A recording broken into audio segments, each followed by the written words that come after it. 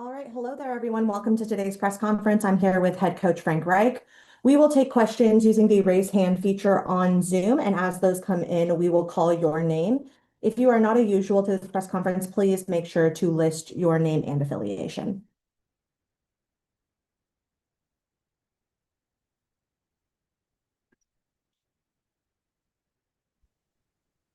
Troy, you're up first. Yeah, Coach, now with the benefit of having looked at the tape, offense, defense, special teams, how did all three phases grade out overall on Saturday? Um, yeah, I mean, obviously not our best game. Uh, I think on defense, the grades were a little bit lower than they have been. Obviously gave up too many big plays.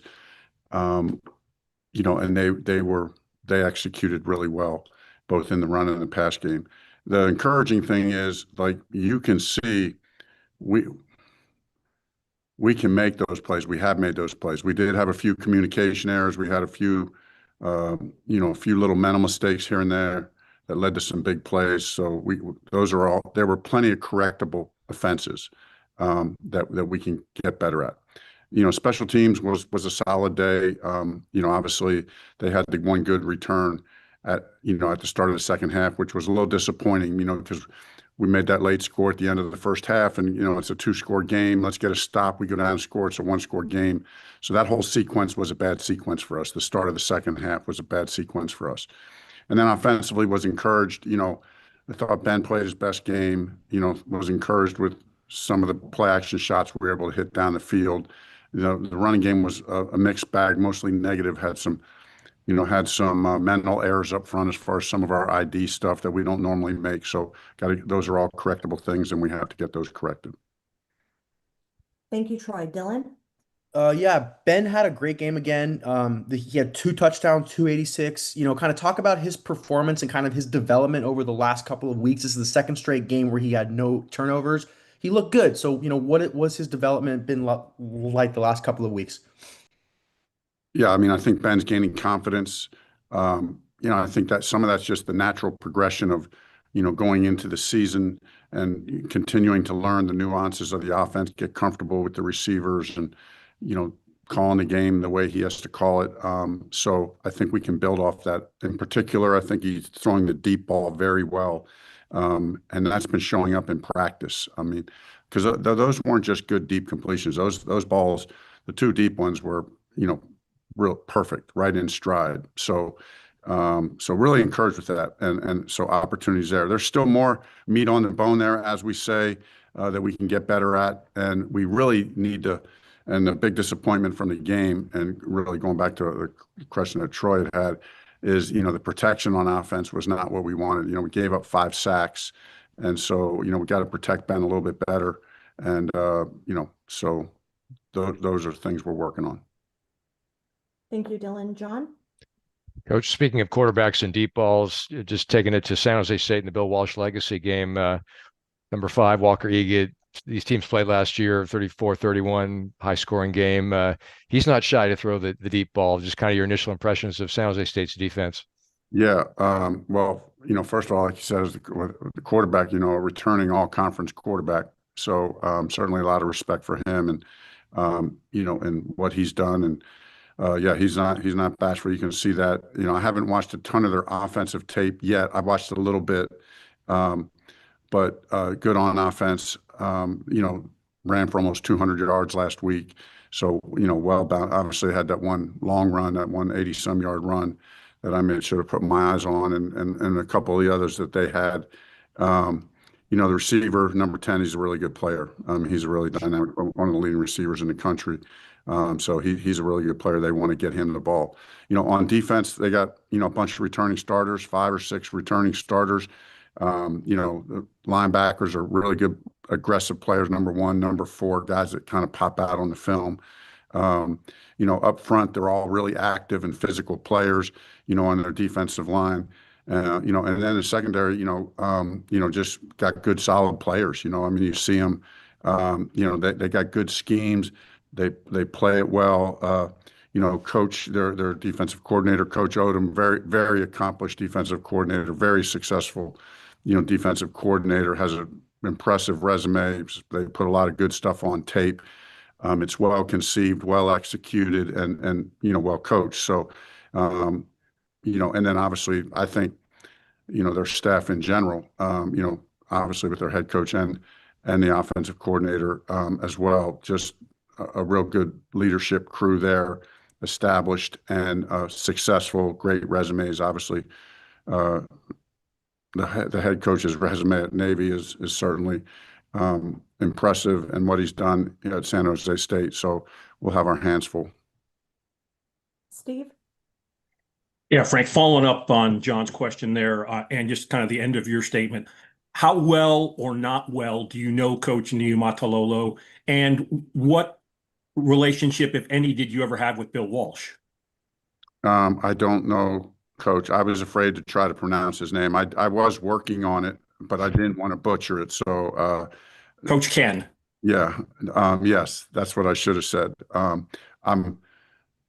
That's not one of my gifts, is not phonetically the English language. I'm not too good at that stuff, and I didn't want to butcher it. But listen, I don't know him personally. I know he's close with the Hawaii staff. I know his leadership speaks for itself. Just reading through his resume and what he accomplished at Navy, and the kind of what oozed off the pages to me as I kind of just researched him a little bit was this: he's kind of a man's man, a leader's leader.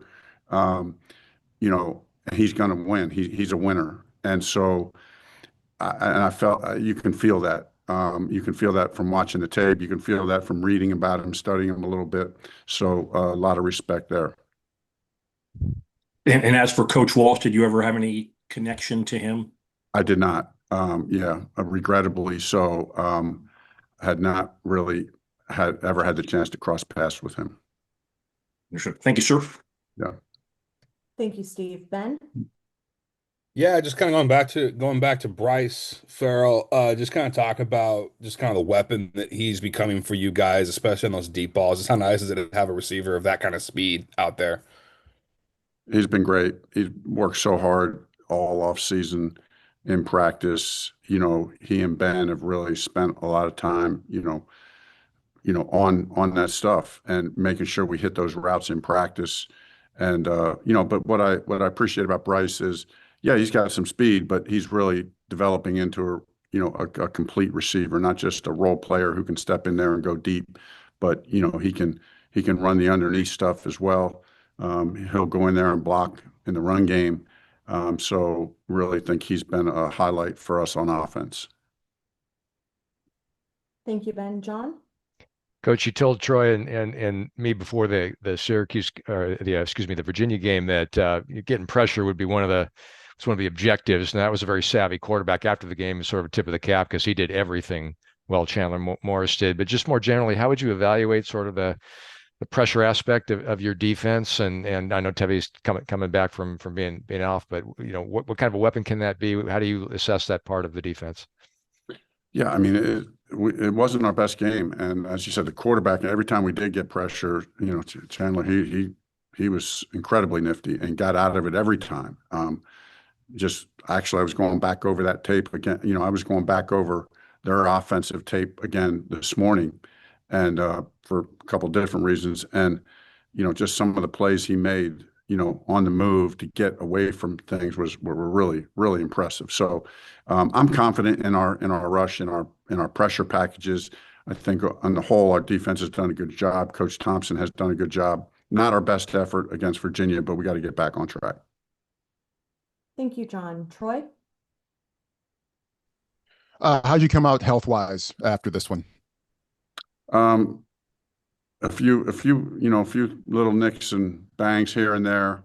We'll see. I just had a meeting here a little bit ago with Jacob and to kind of talk through it, and still not ready to, as per normal at this time of the week, to say who's in and who's out. But I don't think there's anybody off the top of my head that I would be willing to say is definitely out at this point. And you guys know me. If somebody's definitely out, I don't mind saying that, but. Yeah, we'll just have to see how the week progresses. Thank you, Troy. Steve? Yeah, Coach, a lot of things have changed since the end of November of last year, but some things haven't. So how much of the video of last season's game at Sefco Stadium is valuable to you this week?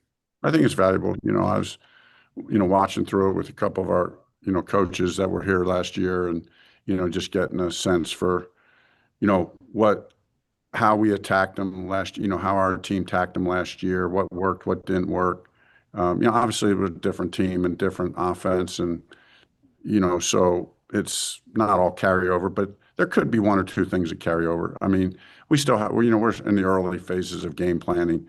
So, we'll really dive into that the rest of the afternoon here. But I did just kind of breeze through the film with a couple of our coaches, just to kind of get a sense and feel for that game and their personnel. Thank you. Ben? Yeah, you guys have been kind of road warriors a little bit, Hawaii and then BYU, back home and then out to Virginia. I believe now 5 of your remaining 8 games are going to be at home. Just talk about how nice that is going to be and the opportunities that lie ahead with more games now being on the farm than the way. No doubt, we definitely have been road warriors. I mean, I'm guessing we've probably logged more miles than any other team in the country at this point. I would think. So yeah, looking forward to getting back on the road. We do have to figure that road thing out. Obviously, going 0-3 on the road, not a good thing. So we got to get that figured out. But excited to get back home in front of our home crowd on our home turf. I think the guys are excited about it as well. Thank you. John? Coach, back to your quarterback, Ben, a couple of beautiful deep balls. We haven't seen that. Not to diss the prior quarterbacks who had lots of talents, but that was an Andrew Luck type, couple of Andrew Luck throws. Talk about throwing the deep ball, Ben's capability with that, and it's not the easiest pass to complete, as 49er fans know, against Kansas City 5 years back and whatnot in the fourth quarter. But just the deep ball and Ben and the weapon that can be in your offense. Yeah, I mean, I think it's a great point, great question, because there is a real art to throwing the deep ball, and there's different ways to throw the deep ball, right? Some guys throw it a little bit flatter, not as much arc, and get it out of their hand a little quicker. Ben tends to put a little arc under it. I think it's a more traditional type of deep ball, the kind that you used to see in the old days, with more, a little bit more arc, a little bit deeper, and because he's got a big arm and he can get the ball out there. And there is something about you, especially like on that second deep ball to Bryce. You could see Bryce. I haven't seen this. It's been a while since I've seen this, but he let the ball go, and Bryce for about 4 steps put his head down, and saw, he looked up, he saw where the ball was going, put his head down and ran for 6 steps, and then found the ball again. And you can't do that with the way some guys throw the deep ball, but with the way Ben throws it, you can. And so it was a beautiful thing. As a former quarterback, you used to like throwing a deep ball like that and like watching it. There's something about that just, it's pleasing to the eye. Thank you. Dylan? Yeah, Coach, kind of building off of John's question, how influential is Coach Andrew been kind of with the quarterback development and just overall helping Ben kind of succeed at Stanford so far? Yeah, Coach Luck's done it. Yes, he's been involved. He's out of practice, not every day, but most days he can be. He'll hop into quarterback drills and help with quarterback drills every now and then. And I know he meets with Ben on a weekly basis. That was something he and I talked about at the beginning of the year. And I think that's great. And I think, that way it gives Coach Luck a chance to develop a relationship with him and some of the other quarterbacks that he has an opportunity to meet with and talk to. So, but in particular with Ben, I think it's been helpful. And it's a way for him to kind of keep his hands on the quarterback development side of things as well. Steve? Hey, Frank, I believe I've heard you say over the last couple of months, one of the things that you've enjoyed getting back into the college is getting into rivalry games. Now, look, I'm old enough. Stanford, San Jose State is not Stanford Cal. It's not the big game. But John and I are old enough to remember from the late 70s to the early 90s, the Stanford San Jose State game really was one of the biggest games in the Bay Area, maybe on the West Coast even. Are you aware of that rivalry, and do you have to coach, not necessarily in the game, but during the week, any differently for a rivalry game than another game? Yes, I am. And I've been made aware of that by several people, most especially Fred, Coach Fred, because he coached there. And I love it. I mean, I really do, and have a lot of respect for that rivalry. And it is a rivalry game, and the local game here, so it's a big deal. Um, we're excited about it. I know our guys will be, obviously we haven't met with them today yet to get going on the game plan and installing things and talking about this team yet, but this it's a big deal, and I'm glad we got him at home. I know, it's back to, for a while. It's gone, it was back and forth for a while. From what I understand, it was just here for a little bit, but now we're going home and away, and so glad we got him here this week and get back on our home turf and look forward to a good matchup. Thank you, Steve. Ben? Yeah, I'm just kind of curious, just kind of get your thoughts on kind of how you manage end of game situations, maybe when the team, when the game starts to get out of reach, just obviously kind of weighing the pros and cons of maybe not wanting a guy to get hurt, yet guys still staying in rhythm. Some teams might, for example, take the starter out for the last few minutes in the game. Just talk about kind of your philosophy as a coach and how you kind of approach those kind of moments. Yeah. No, that's a good question. It's case by case. I think we're still trying to work to get better. I did have a conversation with our coaches about, did we want to take Ben out of the game and maybe one or two guys out? But I made that decision and I wanted him to stay in. We needed to continue to get work on things, establish things, and the work as much as anything. So that was, there might be other games where I might make a different decision. So like I said, it's kind of case by case, game by game. Thank you, Ben. John? Coach, this may be a proprietary question in some sense, so answer it the way you want to. You've been very clear in emphasizing, win the rep, win the play leads to winning the game. How do you evaluate? Is that just clips with players? I mean, how do you? Because you seem to you emphasize that, I think, more than more coaches we've encountered. How is that evaluated, and how would you look at that? To give us like Virginia game as an example. Yeah. So obviously we go in there and I'm meeting with all the coordinators and we're going through all the plays and all the kind of key plays in the game. And typically now this game was a little bit different because we got back at such a late hour and such a quick turnaround.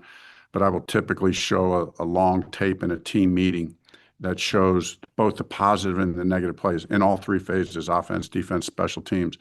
It's part of our philosophy and standard number 6 of holding each other accountable. And so I'll stand up there in front of the whole team and we'll go through plays and, hey, look, this is a great play.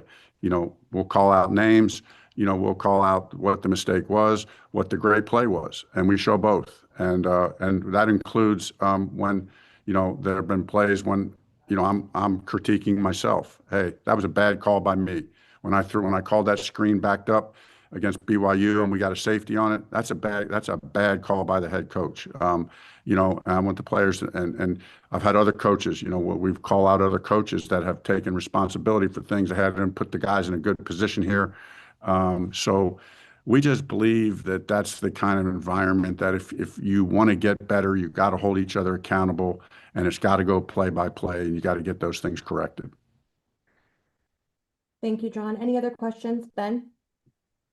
Yeah, I'm just kind of curious too, kind of how you kind of manage the mentality of a team going into a week where, and not just this team, but just in general, how you kind of manage teams not worrying about what the point spread is or who's favored or that kind of thing. Because sometimes as we see it week to week in football, upsets do happen, and teams are, a lot of people might expect Stanford to beat San Jose State, but as we've seen, there's times where massive upsets happen. So how do you kind of maintain focus with your team and make sure that you treat every opponent the same and give it the same? How do you use a coach? What's kind of your approach with that? Yeah, it's pretty straightforward. I mean, we say it every week. It's win, lose, or draw. We're coming in. We hit the reset button. No, what point spread? I mean, I don't even understand the point spread thing. I mean, I understand it, but like as a coach and player, that has zero factor. whatever. A couple of weeks ago, we were big underdogs to BC. From what I understood, I don't really typically look at point spreads. Sometimes people tell me what they are, but I'm not actively going out looking at them. I don't know what the point spread on this game is, and I don't care. And just like I do for every game. So, we got to get ready to play. We know anything can, we just want to play our best football game. And, this week, that's all that matters. And, there's an old saying in football, it comes from many great coaches that talk about faceless opponent. You know what I mean? Like at one aspect, you have to know your opponent. You have to study your opponent. And that's good coaching. But what's also good coaching is it doesn't matter who you're playing, what's the point spread, whether you're favored, whether you're not favored. You focus on what you got to do. And right now, where we are in our development is we got to focus on who we are and what's our identity and how do we keep getting better. And and then we go play the game like that in that mindset and let the score take care of itself. All right. If there are no other questions, we'll end today's press conference. Thank you so much for attending.